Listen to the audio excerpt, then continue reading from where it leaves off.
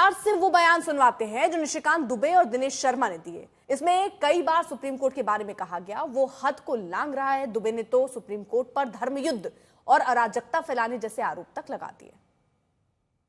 Article 368 कहता है कि इस देश के संविधान को, पार्लियामेंट को सभी कानून बनाने का अधिकार है। कानून की व्याख्या करने का अधिकार सुप्रीम कोर्ट का है।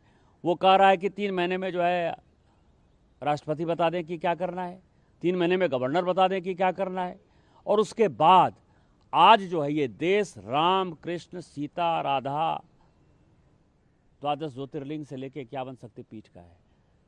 सनातन की परंपरा है, लाखों साल की परंपरा है।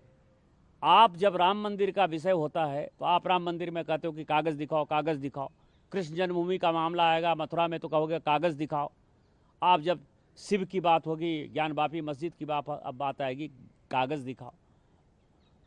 और आज केवल आप मुगलों के आने के बाद जो मस्जिद बने हैं उसके लिए कहते हैं कि आप कागज़ कहाँ से दिखाओ। इस देश में धार्मिक युद्ध भड़काने के लिए केवल और केवल सुप्रीम कोर्ट जिम्मेवार है। सुप्रीम कोर्ट अपनी सीमा से बाहर जा रहा है। सुप्रीम कोर्ट की सीमा यह है कि भारत का संविधान जिस कानून को बनाया उस कानून की उसको व्याख्या करनी है, और यदि वो व्याख्या नहीं कर सकती है और सब कुछ के लिए सुप्रीम कोर्ट जाना है तो इस संसद का कोई मतलब नहीं है, विधानसभा का कोई मतलब नहीं है, उसको बंद कर देना चाहिए। यहाँ पूरा जजमेंट लिखा हुआ है कि राष्ट्रपति का क्या अधिकार है, उपराष्ट्रपति का क्या अधिकार है, प्रधानमंत्री का क्या अधिकार है, हमारे पार्लियामेंट का क्या अधिकार है, हमारे सुप्रीम कोर्ट का क्या अधिकार है, हाई कोर्ट का अधिकार है। जब सब कुछ लिखत पढ़त में है तो तुम नया कानून कैसे बना दिया? 3 महीना कहाँ से लेके आ गए कि राष्ट्रपति को 3 महीने के अंदर फैसला करना है? ये किस कानून में लिखा हुआ है?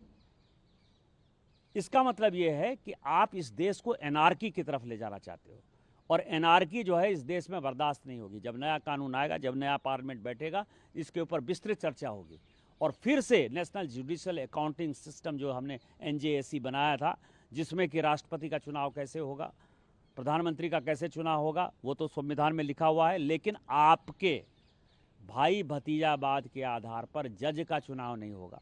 बाबा साहब भीमराव अम्बेडकर जी ने जब संविधान बनाया, उन्होंने कहा है कि जो नियम बनाने का, विधेयक बनाने का, जो कानून बनाने का काम है वो विधायिका करेगी, यानी संसद करेगा, राज्यसभा करेगा। तो हर चीज अपने आप में वर्णित है कि विधायिका का काम जो था वो वक्फ नियम बन गया। अब कोई भी भारत के संविधान के अनुसार कोई भी संसद को, यानी राज्यसभा और लोकसभा को निर्देशित नहीं कर सकता, और क्योंकि राष्ट्रपति के दस्तखत हो चुके, राष्ट्रपति सर्वोच्च है, राष्ट्रपति को कोई चुनौती नहीं दे सकता।